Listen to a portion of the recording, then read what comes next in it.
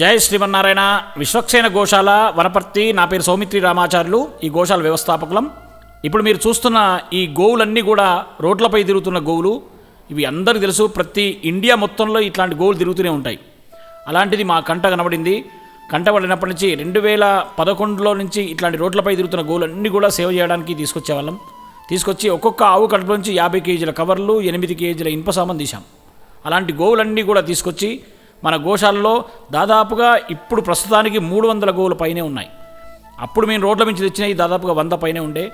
ఆ ప్లాస్టిక్ కవర్లు తిని చాలా దీన స్థితిలో ఉండేది. రోడ్లపై తిన్నప్పుడు ఆ ప్లాస్టిక్ కవర్లు తినడం, యాక్సిడెంట్లు అవ్వడం, మనుషులు చనిపోవడం, అవి కూడా చనిపోవడం అన్నీ కళ్ళారా చూసి తట్టుకోలేక ఈ గోశాల పెట్టడం జరిగింది. ఈ గోశాలలో అప్పుడు ఆ కవర్లు తిన్న గోవులన్నీ కూడా పేపర్లో వచ్చాయి. అప్పుడు పేపర్లు అవన్నీ కూడా ఒక ప్లేస్ తీసుకొని ఏదో ఒక అది చేయాలి, సేవ చేయాలని చాలా కష్టపడి మొత్తానికి ఒక లీజ్ తీసుకున్నాం. ప్లేసు తీసుకున్న ఆ లీజులో 11 ఏళ్ళు గోసేవ చేశాం. అంటే మనది ఇక్కడ ఈ ఊరు కాదు కాబట్టి, మాది ప్రాపర్ వరంగల్ కాబట్టి ఇక్కడ భూస్వాములం కాదు, మనం కోటీశ్వరులం కాదు. అందుకనే లీజ్ తీసుకున్నాం. మొదలు తీసుకొని ఆ లీజుల్లోనే దాదాపుగా 11 ఏళ్ళు ఉండి అట్లాగే ఆ లీజుల్నే హోమాలు చేయడం, తర్వాత గోసేవ చేయడం, వచ్చిన వాళ్ళకు భోజనం ఏర్పాటు చేయడం, అట్లా ఇస్తరాకు వేసి, తర్వాత చిన్న చిన్న కార్యక్రమాలు, మంచి మంచి కార్యక్రమాలు, శ్రీరామనవమి, అట్లా దీపోత్సవం అట్లా చేయడం ప్రారంభం చేశాము. భక్తులను ఎట్టి పరిస్థితుల్లో ఏదో ఒక సేవ చేయాలి, అలాగే భక్తులను కూడా గోవు దిక్కు తిప్పాలి, గోసేవ చేయించాలి వాళ్ళ చేత కూడా అని చెప్పేసి ఏదో ఒక కార్యక్రమం పెట్టి మన గోశాలలో అట్లా భద్రాచలం నుంచి వచ్చిన స్వాములు ఆ రోజు హోమంలో పాల్గొన్నారు. మీరు చూస్తున్న వీడియో చాలా అద్భుతంగా మారిపోతుంది. కొంచెం మెల్లమెల్లగా కష్టాలు చాలా పడ్డాము, మామూలు కష్టాలు కావవి. ఆ సమయంలో అట్లా కష్టపడడం, గోసేవ చేస్తే ఎంత మారిపోతారో అని చెప్పడానికి నిదర్శనం మేమే. అట్లా భక్తులు వచ్చేవారు, ఒకరిద్దరు ప్రారంభమయ్యారు మొదలు, తర్వాత కొంచెం అట్లా పెరిగిపోయారు. అట్లా బంధుమిత్రులు రావడం, మా బంధువులు రావడం, అట్లాగే భగవద్ బంధువులు రావడం, అందరూ కూడా సేవ చేస్తూ తరించేవారు. గోశాలకు వచ్చి అట్లా భోజనాలు ఏర్పాటు చేసేవాళ్ళం. మన గోశాల ఎవరైనా వచ్చినా కానీ వాళ్ళకి అట్నే భోజనాలు ఏర్పాటు చేసేవాళ్ళం. ఆ ప్రకారంగానే భోజనం చేసేవారు వచ్చినవారు గోలు తిరిగిన స్థలంలోనే. అలా మేము ఏదైనా పుట్టినా కానీ వాటికి శుభ్రం చేయించడం దాదాపుగా అది చాలా అరుదైన ఘట్టం. ఎందుకంటే గోవు పుడుతుంటే ప్రదక్షిణ చేయమని చెప్తుంది మన శాస్త్రం. అలాంటిది దాన్ని శుభ్రం చేయడం కూడా అట్లాంటిది ఒక అది ఒక గొప్ప వరం మనకు. ఆ గోమాతకు దూడ పుట్టడం, ఇంకా ఎన్నో దూడలు పుట్టాలి. అట్లా పుట్టి భూమి సస్యశ్యామలు అయిపోవాలి అనే కోరిక మాది.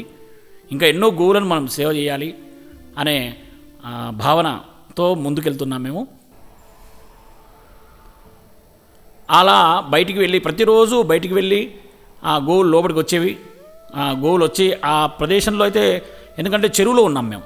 ఆ చెరువు దాదాపుగా చాలా పెద్ద చెరువు. ఆ చెరువుల్లోనే 11 ఏళ్ళు ఉన్నామంటే అసలు నాగలోకంలో ఉన్నట్టే. రోజు 2-3 పాములు కనబెట్టి అలాంటి స్థితిలో ఉండేవాళ్ళం మేము.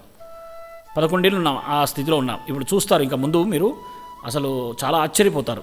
ఎందుకంటే అందరిలాంటి గోశాల కాదు మనది. ఎందుకంటే రోడ్లపై తిరుగుతున్న గోవులను తీసుకొచ్చి వాటి కడుపులు తిన్న చాలా, అసలు పేడ చూస్తే మనం 3 రోజుల పాటు అన్నం తినాం. అట్లాంటి పేడ వేసేది రోడ్డు మీద తిరుగుతున్నప్పుడు. చూడండి ఎంత, ఒకటే ఆవుకు 2 దూడలు చిక్కుతున్నాయి పాలు. ఒక తల్లి చనిపోయింది పాపం, బిడ్డది ఒకదాన్ని. అయితే 2 కలిపి ఒక ఆవుకే తాగేటట్టుగా ఏర్పాటు చేసాం. అట్లా ఎక్కడెక్కడి నుంచో గడ్డి భోజనానికి, గోమాతకు భోజనం చాలా ముఖ్యమైనది కదా. గోమాతకు ముఖ్యమైనది ఏంటిది? వైద్యము, నీళ్లు, మనుషులు, గడ్డి, గ్రాజం. ఇవి చాలా ముఖ్యమైనవి అన్నమాట. ఈ 4 ఖచ్చితంగా చూసుకోవాల్సింది తప్పకుండా. అట్లా ఇది ఎంత పాత గోశాల, ఇప్పుడు కనుమరుగైపోయింది ఈ స్థలం. ఇప్పుడు చూడండి, దాదాపుగా అక్కడ ఒక జాతర పడుతుంది మా గోశాల పక్కనే. ఆ రంగుల రాట్నం నుంచి తీసిన వీడియో అది. పక్కన చూడండి చెరువు, ఆ చెరువు కానుకొనే ఉందన్నమాట మన గోశాల. అక్కడ గడ్డి వాళ్ళు చూసారా, లామంలాగా వచ్చేసాయి పైన. ఇంక వీళ్ళంతా కూడా గడ్డికి సేవ, అంటే ట్రాక్టర్తో వచ్చిన వాళ్ళంతా కూడా తొక్కే వాళ్ళు వచ్చినప్పుడు మన గోశాల గురించి చాలా ఆనందపడేవారు, మన గోవులన్నింటినీ కూడా చూసి. ఎందుకంటే మన అన్నీ కూడా దేశీ గోవులు, జెర్సీ కాదు. జెర్సీని ఎందుకంటే దాన్ని ప్రోత్సహించకూడదు మనం. మన దేశీయ గోమాత మనకు చాలా గొప్పది, అది అందరికీ తెలిసిందే. ఆవు పాలు చాలా జ్ఞానాన్ని ఇస్తాయి. అలాంటి గోవులను మనం పోషించాలి అనే భావన ఇదంతా కూడా. అలా రంగుల రాట్నం నుంచి తీసిన వీడియో అది.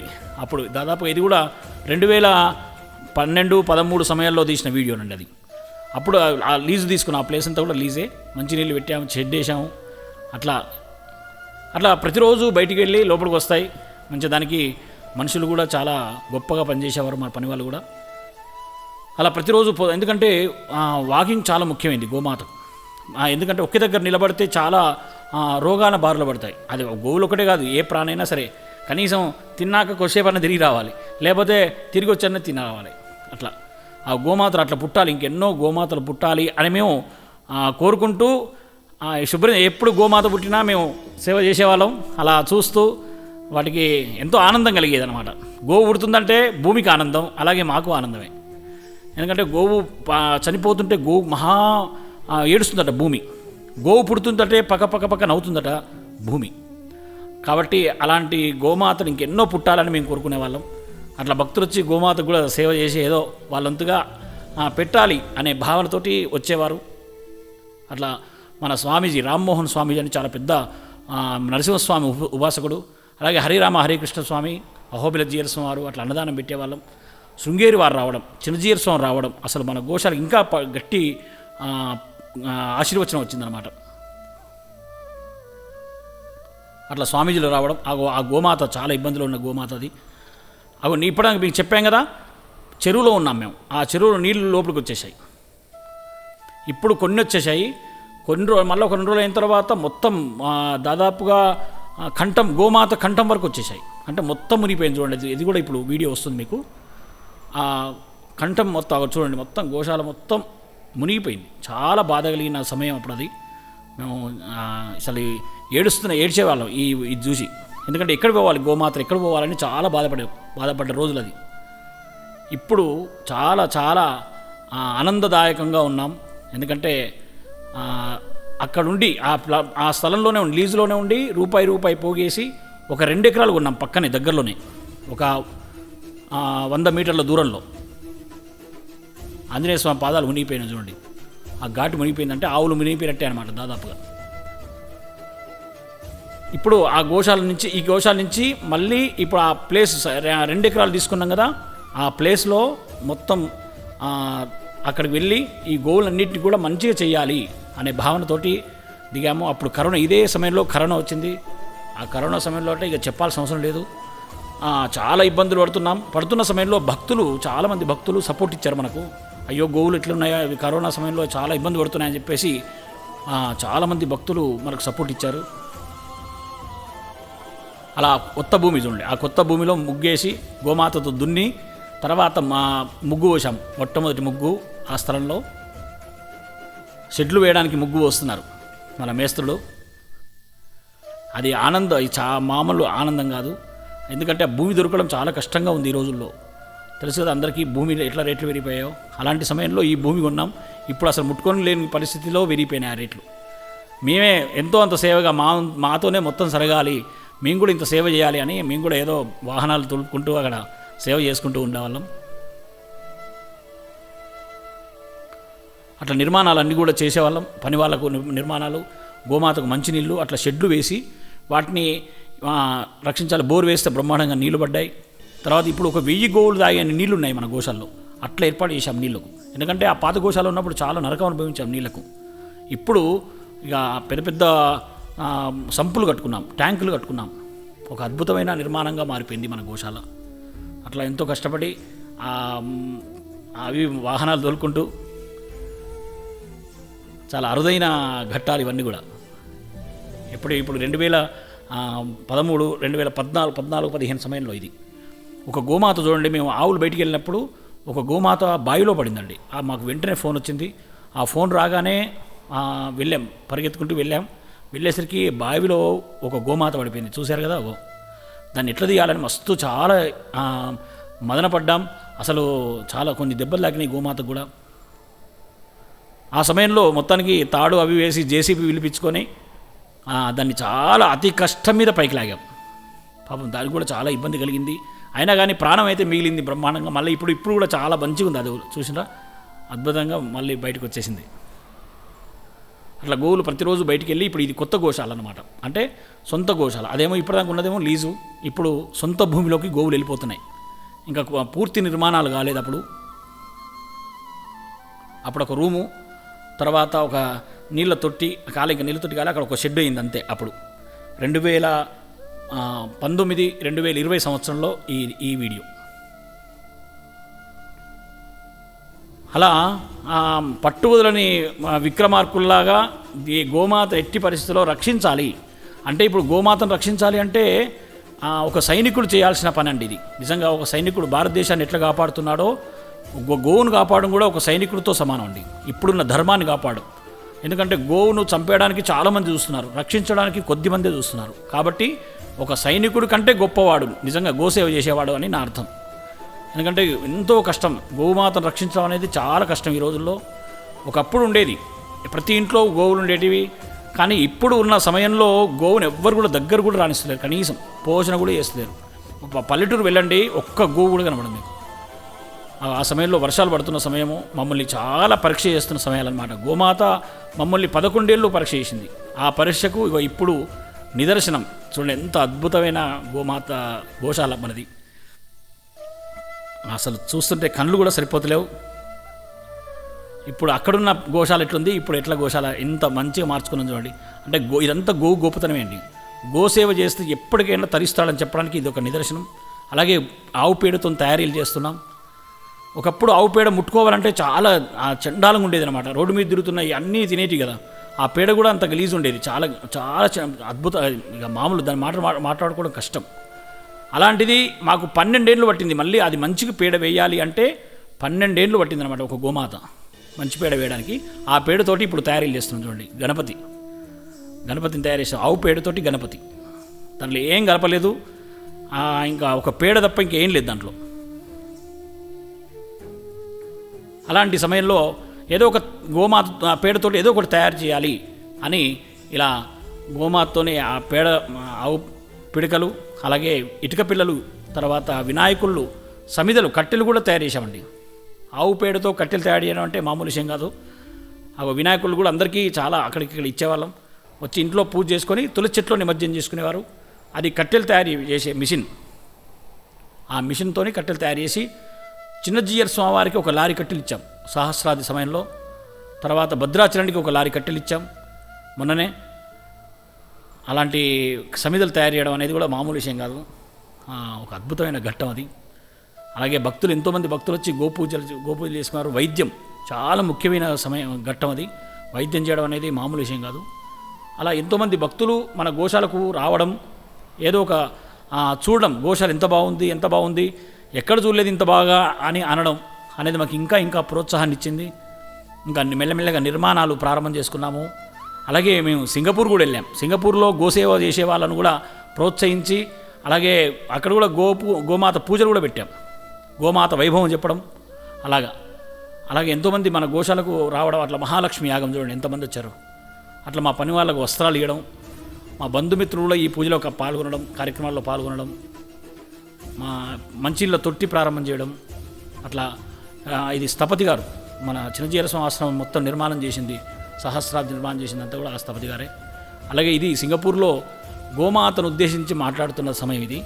గోవును రక్షించాలి. మీరు ఇక్కడ ఉన్నారు, సింగపూర్లో ఉన్నారు, కానీ ఇండియాలో గోవును రక్షించండి. ఎందుకంటే సింగపూర్లో మేము జూ పార్కులో చూసాం గోమాతను.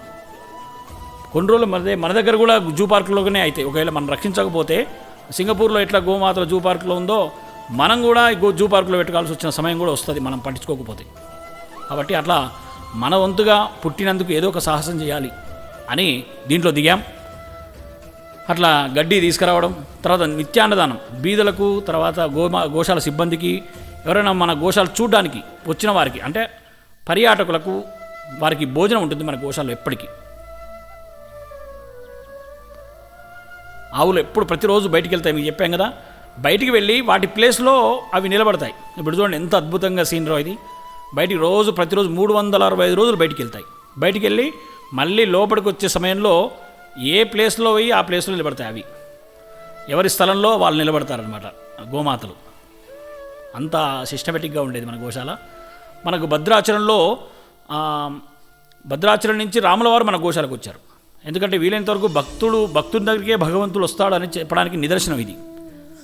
సాక్షాత్తు 450 కిలోమీటర్ల నుంచి రథంలో రాములవారి బృందము, అర్చక స్వాములు అందరూ మన గోశాలకు వచ్చి ఆ షెడ్లోనే, గోవులు తిరిగిన స్థలంలోనే కళ్యాణం అత్యంత వైభవంగా జరిపించారు.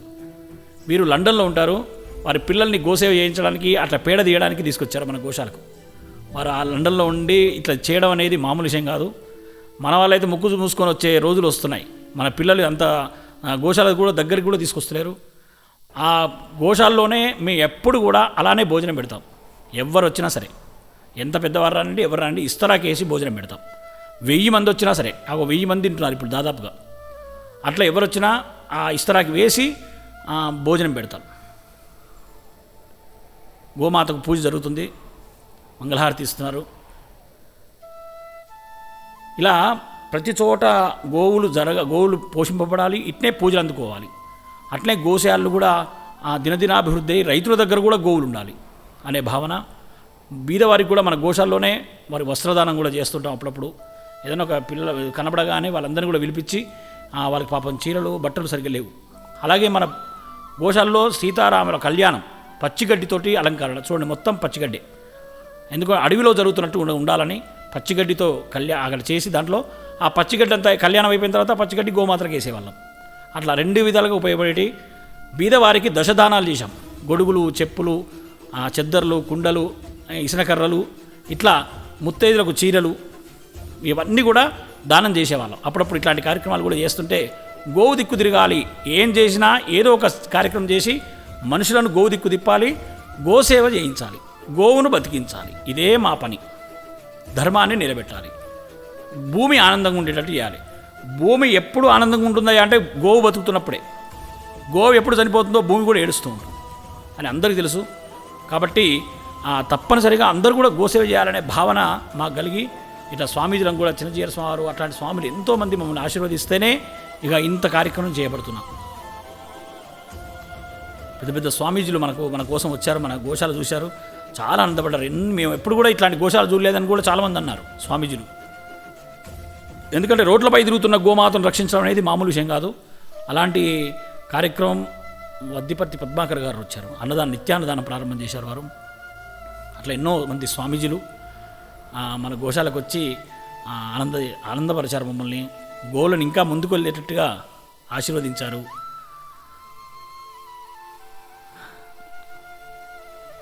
వీరు మణిమంత్ర స్వామి అనంతకృష్ణ స్వామి వారు మామూలు వ్యక్తి కాదు. వీరు ఒక అద్భుతమైన స్వామి, ఎంతో శక్తి సంపన్నుడు. మన గోశాలకు వచ్చారు. గోశాలకు వచ్చి గోవు గురించి కూడా ఎంతో గొప్పగా చెప్పారు. అలాగే అహోబిల జీయర్ స్వామి వారు పంచముఖ ఆంజనేయ స్వామిని ప్రతిష్ఠ చేసుకున్నాం.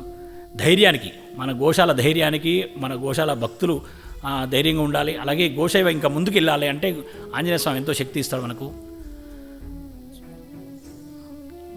గోమాతలకు అట్లా మందులు కూడా వేసేవాళ్ళం. ఎప్పటికీ ఏదో ఒకటి ఎప్పుడు అనారోగ్యంతోనే ఉంటుంది. ఇది గోమాత లిఫ్ట్ మిషన్. ఆవులు కింద పడితే లేవలేని పరిస్థితిలో ఉంటాయి. ఆ సమయంలో ఈ మిషన్ పైకి లేపుతుందన్నమాట. లేపి చేస్తాము. లంపీ స్కిన్ అనే ఒక పెద్ద వ్యాధి వచ్చిందండి మన అన్ని గోశాలకు ఇండియా మొత్తంలో. వస్తే వాటికి హోమియోపతి మందులు, ఆ బాల్స్ అన్నీ కూడా తౌడు బాల్స్ అనమాట. తౌడులో హోమియోపతి పెట్టేసి ఆ తౌడు బాల్స్ తినిచ్చేవాళ్ళం. ఈ గోమాతను ఎవరో 2 కాళ్ళు నరికారండి, చాలా ఇబ్బంది పెట్టారు. అలాంటి గోమాతను తీసుకొచ్చి వాటికి దాదాపుగా 170 గ్లూకోజ్లు ఎక్కించామండి. దాదాపుగా 85,000 రూపాయలు ఖర్చు అయ్యాయి. అయినా కానీ 85,000 కాదు, ఇంకెంతనైనా ఖర్చు పెట్టడానికి సిద్ధంగా ఉండేవాళ్ళం. కానీ పాపం అది కూడా చనిపోవడం జరిగింది. అంటే మన తల్లినైతే అట్నే వదిలిపెడతామా అనే భావన మాది. అలాంటి సమయంలో ఇంత ఇబ్బంది పెట్టారు చూడండి, కాళ్ళన్నీ బోన్స్ కూడా బయటకు వచ్చాయి. అంత ఇబ్బంది పెట్టారు మన వాళ్ళు. అంటే ఎంత బాధేస్తుంది చూడండి. గోవును పోషించలేని పక్షంలో కనీసం పోషించకపోయినా పర్వాలేదు, కనీసం రక్షించకపోయినా పర్వాలేదు, వదిలిపెడితే చాలు, దాన్ని ఏమనకుండా అది బతుకుతుంది. పోలీస్ శాఖ గోమూత్రం తాగుతున్నారు. తులాభారంలో దూడల తులాభారం చేశాం. గోమాతల తులాభారం అది కూడా కనపడుతుంది మీకు. ఒక్కొక్క దూడ 50 కేజీలు ఉంది. వీరు వారి మ్యారేజ్ డేకి వచ్చి వాళ్ళ పిల్లల చేత గోసేవ చేయిస్తున్నారు చూడండి. అట్లా ఎవరైనా ఇట్లాంటి వారు గోవులు బయటికి వెళ్ళేటప్పుడు ఒక గొప్ప పని చేస్తామండి మేము. ఏంటంటే హారతి ఇస్తాం. హారతి గంట ఉంటుందన్నమాట. ప్రతిరోజు అవి బయటికి వెళ్ళేటప్పుడు హారతి గంట ఉంటుంది, వచ్చేటప్పుడు కూడా హారతి గంట ఉంటుంది. గోవు దగ్గర జపం చాలా గొప్పది, అందుకే జపం చేస్తున్నాం మేము కూడా అప్పుడప్పుడు.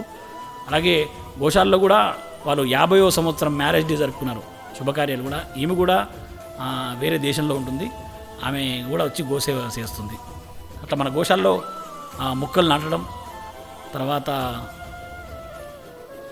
ఎన్నో గొప్ప పనులు అట్లా చేయడం అనేది మాత్రం చిన్నగా పూర్వజన్మ సుకృతం. ఇట్లాంటి అందరికీ దక్కదు, దక్కిన వాళ్ళు వదిలిపెట్టకూడదు.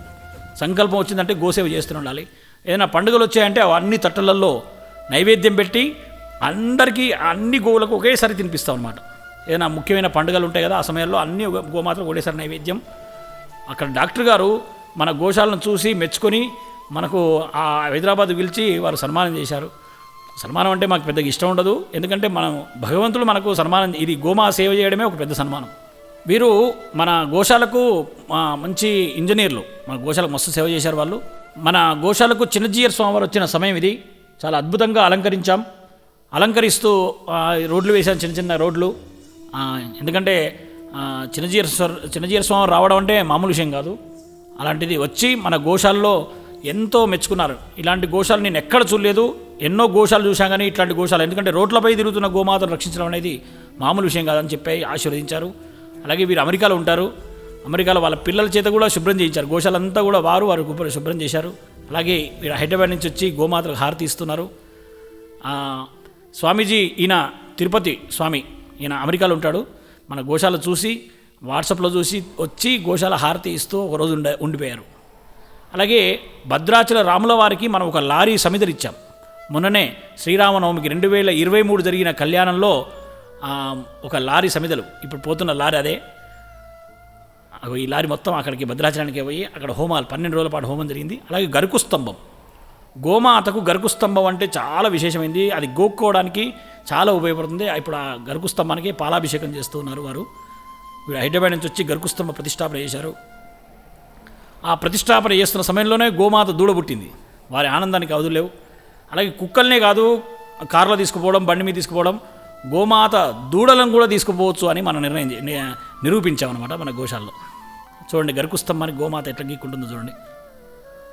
అవి ఎన్ని వెంట్రుకలు గీక్కున్నప్పుడు ఎన్ని వెంట్రుకలు రాలుతాయో అన్ని సంవత్సరాలు 21 తరాలు తరిస్తారట. ఎవరు ప్రతిష్ఠ చేస్తారో వాళ్ళ 21 తరాలు వైకుంఠంలో తరిస్తారట.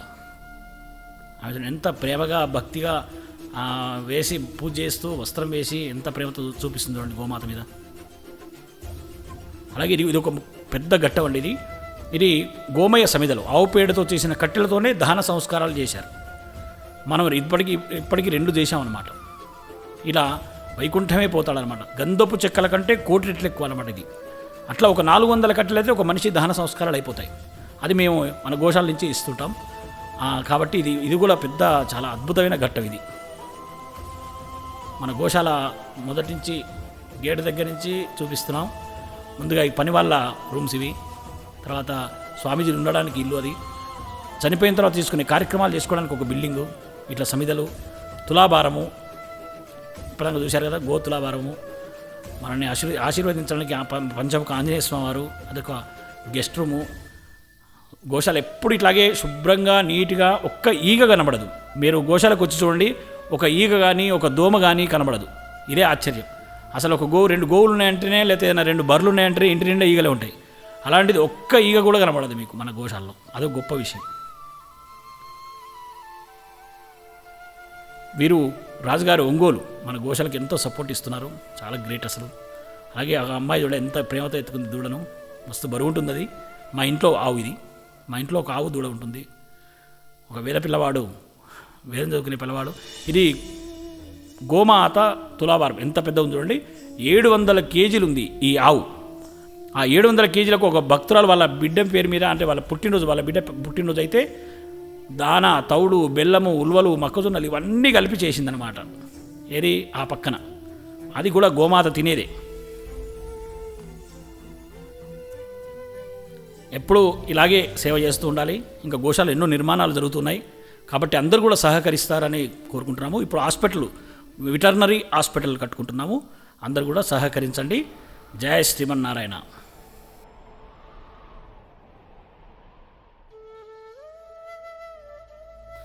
గోమాతా కీ జై, భూమాతా కీ జై, భారత్ మాతా కీ జై.